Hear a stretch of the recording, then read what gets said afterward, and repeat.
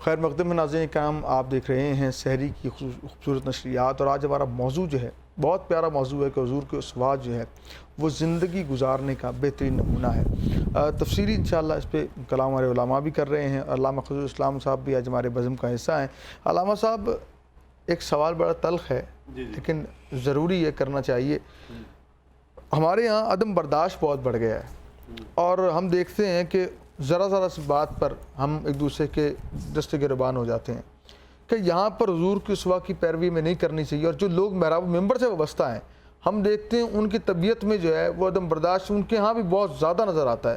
وہ کہتے ہیں ہمارے کو قریب بھی نہ آئے، ہمارے اس چند کلو جو نا احصار کے اندر ہمارے اس ایریے میں بھی کوئی داخل نہ ہو۔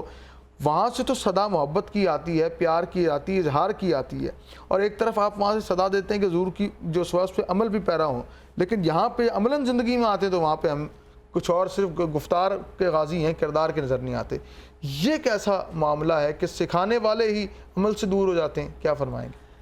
اصل میں ایسا نہیں ہے عارف بھائی کہ سارا طبقہ ہی ایسا ہے، سارا تو نہیں، بالکل ایسا۔ ہاں، اس میں آپ کو اچھے اور برے ہر طبقے میں جیسے ملتے ہیں تو اس طبقے میں بھی آپ کو ایسے ملیں گے، ورنہ ممبر و محراب اور خانقاہوں سے ایسی ان گنت ہستیاں موجود ہیں جن کے چہروں کو دیکھ کر لوگوں نے کلمہ بھی پڑھا ہے اور جو اسلام بھی لائیں۔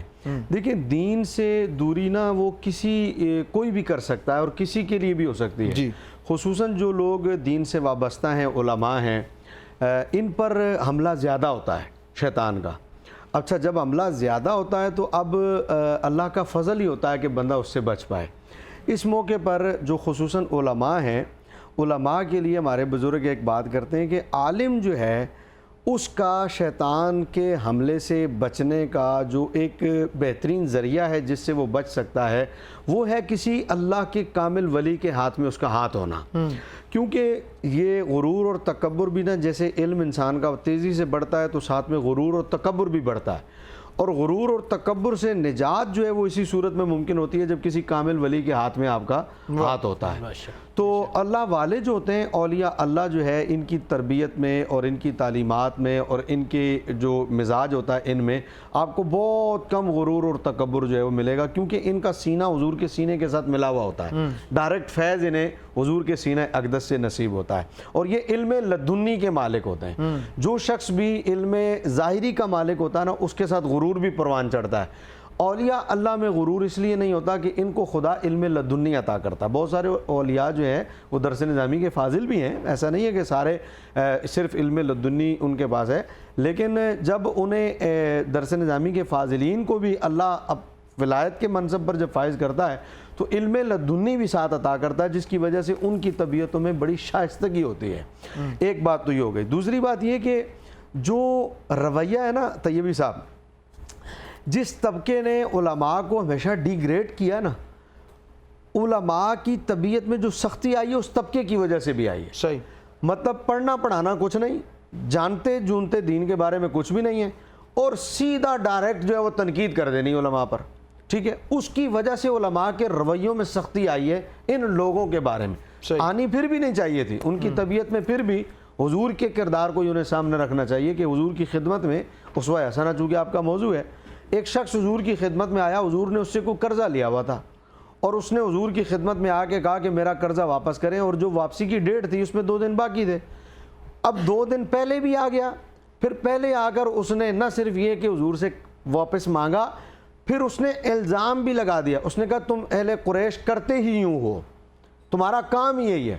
حضرت عمر ساتھ بیٹھے تھے، عمر جیسا بابا موجود اور کوئی حضور سے یہ بات کر جائے تو حضرت عمر کی تلوار تو نکلنی تھی، انہوں نے تلوار نکال لی اور غصے سے دیکھا اسے۔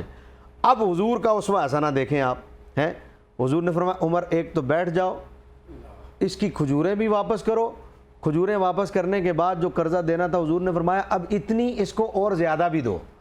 حضور اس نے تو بدتمیزی بھی کی ہے، اس نے لفظ بھی ڈاٹے استعمال کی اور آپ اسے زیادہ بھی دے رہے ہیں۔ فرمایا یہ تو قرضہ تھا اور یہ عمر جو تم نے اسے آنکھیں دکھائی ہیں یہ اس کے بدلے میں ہے۔ اللہ ہونا تو یہی چاہیے تربیت میں، لیکن دیکھیں ہر شخص کا جو نفس ہے وہ حضور کے نفس جیسا نہیں ہے۔ بے شک ہر بندہ حضور کے مقام کو کوئی بھی نہیں پہنچ سکتا نا حضور کے مقام کو، لیکن کرنا بارکیف یہی چاہیے، چاہے علماء ہوں چاہے عام لوگ ہوں، اسوہ حسنہ اپنانا بارکیف سب کو چاہیے، حضور کی ذات اور اقدس ساتھ ساتھ ثاقب صاحب دین مشکل ہے کہ مشکل بنا دیا گیا ہے، یہ اس حوالے سے فرمائیے گا۔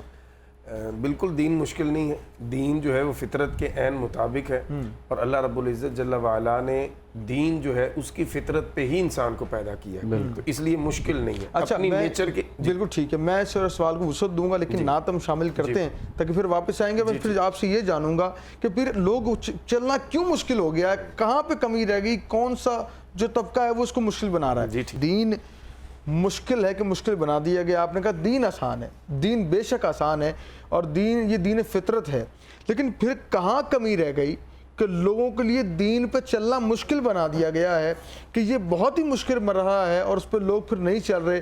کون سا فیکٹر ہے اس چیز کا قصوروار، کیا کہتے ہیں؟ سب سے پہلے تو جہالت ہے، اور دوسرے نمبر پہ پھر خواہشات۔ ٹھیک ہے، ہم اپنی خواہشات کو دین کا لباس پہنانے کی کوشش کرتے ہیں، اور پھر ہم اپنی جہالت کی وجہ سے ہم سمجھتے ہیں کہ دین مشکل ہے، ہم اس کو آسان کر دیتے ہیں۔ مثال کے طور پر جیسے ابھی نماز تراویح آج کل قیام اللیل ہے، لوگ کرتے ہیں، اب وہ 20 تراویح ادا کرنا، 1-1.5 گھنٹہ قاری صاحب کے پیچھے کھڑے ہونا، قرآن کریم سننا، یہ سم ٹائم لوگوں کو لگتا ہے جی بڑا مشکل ہے۔ اب ایسی آواز اگر اٹھے کہ کوئی کہے کہ نماز تراویح تو ہے ہی نہیں سرے سے، تو ہم کہیں گے واہ واہ واہ یہ ٹھیک کہہ رہا ہے، کیوں؟ وہ ہماری طبیعت کے مطابق بات کر رہا ہے۔ تو بدقسمتی سے ہم اور اگر بات میں کریں اگر یہاں پہ کہیں یہ ہو گئی تراویح کے بھی پیسے ملیں گے آپ کو، تو یقین کریں لوگ تو کہیں پوری رات ہونی چاہیے۔ میں عارفی صاحب ایک بات کرتا ہوں کہ آٹے کی لائن میں بھی تو آپ 5-5 گھنٹے کھڑے ہوئے ہو نا۔ بات یہ ہے کہ مشکل کب لگتا ہے؟ جب آپ کسی بھی چیز کو فالو نہیں کرنا چاہتے نا تو پھر وہ آپ کو مشکل ہی لگے گا، اور جس چیز کو آپ فالو کرنا چاہتے ہوں گے نا وہ مشکل آپ کو نہیں لگے گا۔ مطلب اگر دین مشکل ہوتا تو حضرات صحابہ کرام نے تو اپنی جانیں دی ہیں اس دین کے لیے، انہوں نے تو نبی علیہ الصلوۃ والسلام کی سیرت پر ایسے عمل کر کے دکھایا کہ حضرت معاذ جو ہیں جنہوں نے ابو جہل کو تلوار ماری تھی، 9 عمر بچے تھے، جب اکرمہ نے دیکھا اس وقت اکرمہ مسلمان بھی نہیں ہوئے تھے، انہوں نے اکرمہ نے تلوار مار کر زخمی کر دیا حضرت معاذ کو۔ کون کہتا دین پہ چلنا مشکل ہے؟ جنہوں نے دین پہ چل کر دکھایا انہوں نے تو ایسے دکھایا، ان کا ہاتھ لٹک گیا، جب ان کا ہاتھ لٹکا نا تو اب لڑائی میں ہاتھ پریشان کرتا تھا، انہوں نے ہاتھ پاؤں کے نیچے رکھ کر نا کھینچ کے ہاتھ کو الگ کر کے نا دوبارہ لڑنا شروع کر دیا۔ اب مجھے بتائیں کہ یہ مشکل ہے یا آج شریعت کی پاسداری مشکل ہے؟ جب آپ کے نفس پر غلبہ ہو جائے گا نا شیطان، ہاتھ کے اوپر چمڑی تھی اس کو جی الگ کر کے رکھ دیا، اس کو الگ کر کے دوبارہ لڑنا شروع کر دیا کہ یہ مجھے ڈسٹرب نہ کرے، تلوار چلانے میں پریشانی ہو رہی تھی۔ کہنے کا مقصد یہ ہے کہ جب آپ کے نفس پر شیطان کا غلبہ ہو جائے گا، آپ دل دادہ ہو جائیں گے دنیا کے، آپ دل دادہ ہو جائیں گے شیطان کے، تو شریعت تو آپ کو مشکل نظر آئے گی۔ اور شریعت مطہرہ پر جنہوں نے عمل کیا ہے انہیں دنیا مشکل نظر آتی ہے، وہ ایک سانس بھی نہیں لینا چاہتے اس دنیا میں۔ تو اب حضور کی سیرت طیبہ پر عمل کرنا، اس میں حضور کے پیار کا بھی دخل ہے۔ جنہیں حضور سے محبت ہو جائے نا وہ تو پھر سانس بھی اس طریقے پہ لیتے ہیں جس طریقے پہ حضور نے سانس لیا ہے۔ تو مشکل جو یہ لفظ ہے نا کہ دین مشکل ہے، دین مشکل نہیں ہے، ہاں اس کو ضرور مشکل لگے گا جس کے دل پر نفس کا، جس کے نفس پر غلبہ شیطان کا۔ بہت اہم سوال جو آپ دونوں علماء کے سامنے کہ یہاں پر دین میرے خیال سے، میرا خیال غلط بھی ہو سکتا ہے، اختلاف بھی کر سکتے ہیں، جب 4 سے 8 صدائیں بلند ہوں، کوئی کہے یہ دین ٹھیک ہے، کوئی کہتا ہے یہ دین ٹھیک ہے، کوئی کہتا ہے یہ دین ٹھیک ہے، جب آپ 4-5 قسم کی ورائٹی پیش کر دیں اور ہر بندہ اپنے مطلب کا دین لے آئے تو اس وقت عام مسلمان جو ہم جیسا ایک عام مسلمان ہے وہ پریشان ہو جاتا ہے۔ اس پہ کیا کہتے ہیں آپ؟ تو آئیڈیل حضور کی ذات کو بنائے نا، دیکھیں دین تو لوگوں اچھا ہر بندہ ہی نام حضور کا اور قرآن کا لے کے اگر بات کر رہا ہو تو پھر نہیں، بات یہ کہ ایک بندہ پڑھتا قرآن ہے لیکن جب قرآن پڑھتا ہے جب نتیجہ نکالتا تو اپنی مرضی کا نکالتا ہے۔ یہاں بہت سارے لوگ قرآن پڑھ کے نتیجہ اپنی مرضی کا نکال رہے ہیں۔ دیکھیں حضور کے دور میں بھی ایسے لوگ تھے جو قرآن پڑھ کر نتیجہ اپنی مرضی کا نکالتے تھے، انہیں خارجی کہا جاتا تھا۔ تو اس دور میں قرآن پڑھ کر اپنی مرضی کا نتیجہ نکالنے والوں کو صحابہ کرام نے ان کی تابعداری نہیں کی۔ مسیلمہ کذاب خود اس نے ساری تشریعات قرآن اور حدیث پڑھ کے کی تھی، لیکن آپ دیکھیں کہ حضرت سیدنا صدیق اکبر رضی اللہ تعالیٰ عنہ نے تو اس کے خلاف جہاد کیا، جنگ کی۔ دور حاضر میں بھی ایسا ہے۔ مثال کے طور پر میں ایک چھوٹی سی بات کر کے آپ کا مسئلہ حل کر دیتا ہوں۔